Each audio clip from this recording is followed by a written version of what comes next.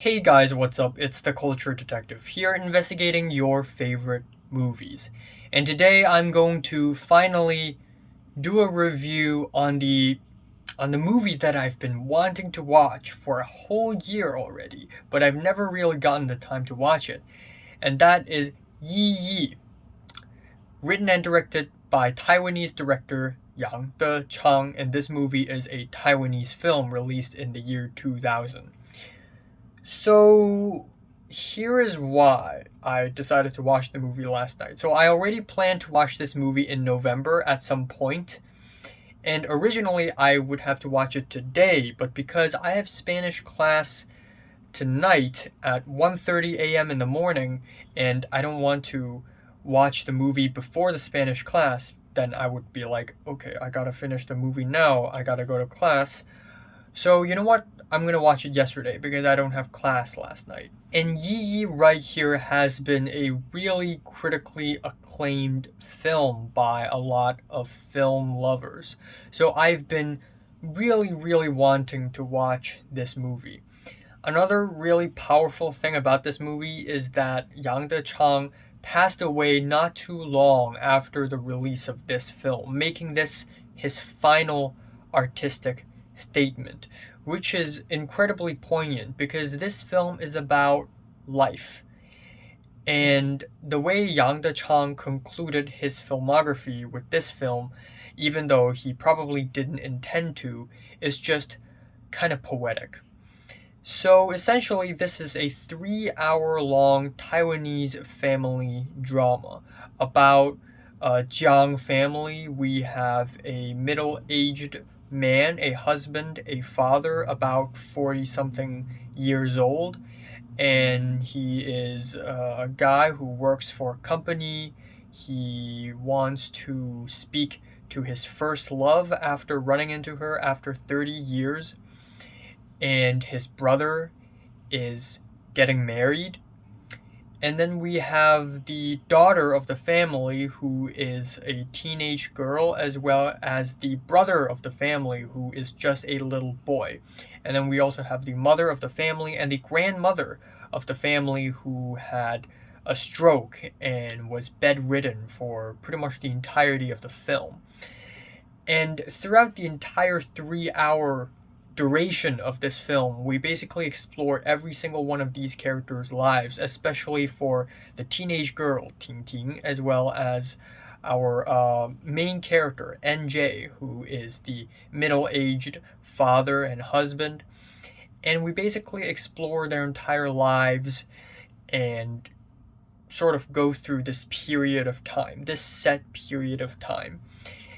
And first of all, this is a meditative Asian movie, which is a genre in and of itself because there are actually tons of very critically acclaimed, slow paced, long ass, indulgent East Asian films. Of course, I've been asked I've been asked to watch and review this movie for a very long time already, but all about Riri Shushu by EY Shunji, which is also a movie that I really want to watch. And of course, we have the films of Koreeda Hirokazu, Afterlife, Still Walking. We have the Chinese films by Jia Zhangke, as well as films like An Elephant Sitting Still. And you can even call Anne Ho's A Simple Life a meditative East Asian film. This is just a genre of film in and of itself, meditative East Asian films. And this film, Yi Yi, is exactly what I thought it's going to be. It's very slow paced. It's not a lot happens, but I actually really enjoy it. And this is not the kind of film you would want to watch if you're a beginner in the world of movie going and film loving, because this film requires a lot of attention to details and a lot of appreciation to the art of framing and composition and character writing. And all of this stuff is done to perfection in Yi Yi. There are a lot of characters, of course, the teenage girl, Ting Ting, Yan Yan, who is the little boy NJ, and for some reason I managed to relate to all of those characters, even though clearly I'm not a teenage girl, and clearly I'm way past the point of being a little boy, and clearly I'm not a 40 something year old man yet. But this movie manages to strip down all of those characters to its essentials, to their fundamentals, and it makes those characters so freaking human. Every single character in this film is so real and so human. It's entirely plausible that they exist in real life. So you watch this movie and you feel like you're living a life with them. You're observing them. You're watching them. You're seeing them grow. You're seeing them change. And it's kind of captivating in that way. And to give you an example, the teenage girl, she, at first in the beginning of the film, doesn't have a person, doesn't have a lover, isn't really in a romantic relationship, and she kind of wants one because her friend has one. And similarly, there's me, who has friends who have romantic relationships, but not me, and I just feel kind of lost. And then we have the little boy who, I mean, yeah, it's just a little boy, and there are tons of scenes in this film where he tries to prank people at school by throwing a water balloon at someone because that someone yelled at him. And yeah, it's childish, but we still somehow relate to him. This film made me relate to a kindergartner or a primary school student.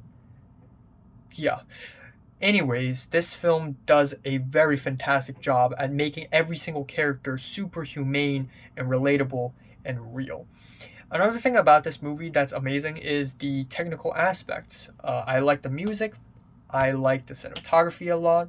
There's a lot of usage of windows in this film, and if you've ever made movies, you know that filming windows is extremely difficult because windows are made of glass, and if you shoot a window, it's gonna reflect. It's gonna see the camera. So Edward Yang, aka Yang Chang, pulled it off in this film flawlessly, and it is amazing. And there are so many shots where it uses windows in such creative ways, like windows reflecting the city skyline while at the same time revealing what's going on inside a room of a building, this superimposition that is kind of natural. And then there are a lot of still shots and a lot of wide shots in this film that are gorgeous. It's like Edward Yang really wanted to show the lives of these people, but in the context of Taipei, the city. Because at the end of the day, these people are not the most important people in the world. We're only seeing the life stories of some people in Taipei, not the people in Taipei, when in reality, everybody experiences something and some things in their lives. And this movie makes that point really well. But at the same time, this movie doesn't dumb down any of these characters' situations or belittle them or anything, because they are still real, working, walking, breathing human beings, and their pains and struggles are just as important as anybody else's pains and struggles. I also like the editing. The editing gets kind of creative in the second half of the film. We have very creative shots where the sound of two shots sort of match, like a thunder breaking in an educational video in a primary school matched to raining sounds in the next shot, or a girl screaming in his own apartment matching to a baby crying in a hospital. There are also some really funny edits. Clearly, Edward Yang has a subtle sense of humor in this film. There's a cut earlier in this film which is kind of sad but also a little funny.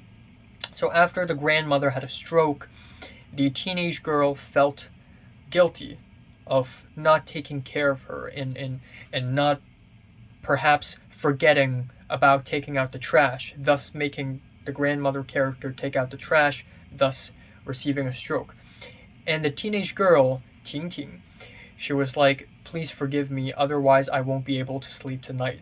Which is a really heartfelt and sad moment. And then it cuts to the next morning where she's in class and she's just fishing. And that's a little funny.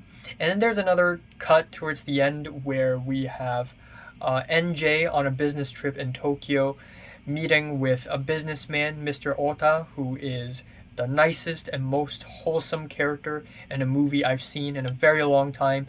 And then he says, you are young people, and young people always find a way. And then the next shot is literally NJ and another character, Sherry, getting lost in the trains of Tokyo, which is hilarious. I also love that this film has all these moments of truths where a character says something, and that character isn't even supposed to be like an important character or anything, but they would say something and it would mean a lot and it would be really thought-provoking. Like, again, Mr. Ota, who is a very wholesome, nice man, and at one point he suddenly says, oh, every day you wake up and everything's new. You live a new life every day. There's this other teenage boy who has been causing problems for Ting Ting's friend and Ting Ting herself.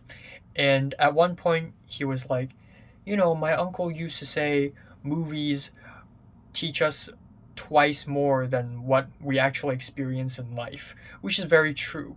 And given that this film is yee, it's never been so true until I watched this film. And my favorite line, though, is actually said by the little boy who is like, oh, everybody's looking forward, but they never know how they look in the back. This is why he takes photos of people's backs.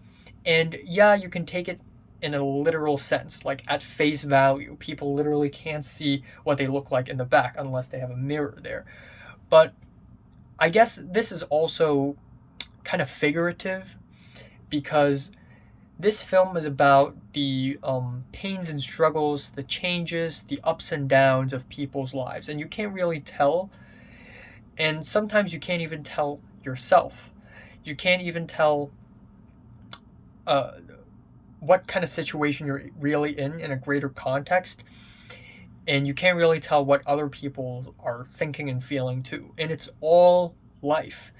And that just makes the Criterion poster for this film even more poignant and powerful. Not only does it look cool as hell, but it means a lot. Finally, I'd like to say that this film is more mature than any other films I've ever seen. After watching this film, I feel like every other film I've seen is just child's play. It's just entertaining stuff. But this film is real. It is real life. It is life. We see everything from a teenage girl trying to find love, a young boy trying to prank someone else, trying to hold his breath and impress another girl. We see a middle-aged businessman trying to please his company, making friends, making decisions. It's all life, and that's all. That's all. There's nothing to expect. So all the time in my life, when I throw a temper tantrum ranting about how I have no friends, when I look at a meme on my phone and laugh for 3 minutes, when I sleep on my bed super tired and sleep deprived, it's all life, man. It's all part of life. And there's something so simple and yet so beautiful about this. And oh my god, the ending of this film hit me like a truck. I didn't expect this ending to be this emotional. I actually cried at the end, which is unexpected, but wow, it's just very powerful. But then again, I guess that's life. So yeah, wow, what a magnificent film. What a behemoth of a film. And definitely one of the most moving and most real works of art I've ever seen in my entire life. Really enjoying this one, really loving this one. If I can order any Criterion pieces, this will be the first film I order, or actually the Wong Kar-wai box set. So yeah, I'm giving Yi Yi by Edward Yang a 10 out of 10 for sure. So, have you watched Yi Yi from 1 to 10? How much did you rate it? Like it, and subscribe if you want more. Thanks for watching. Ikiru by Kurosawa Akira would be a great companion piece for this film, by the way. So check that film out if you haven't seen Ikiru.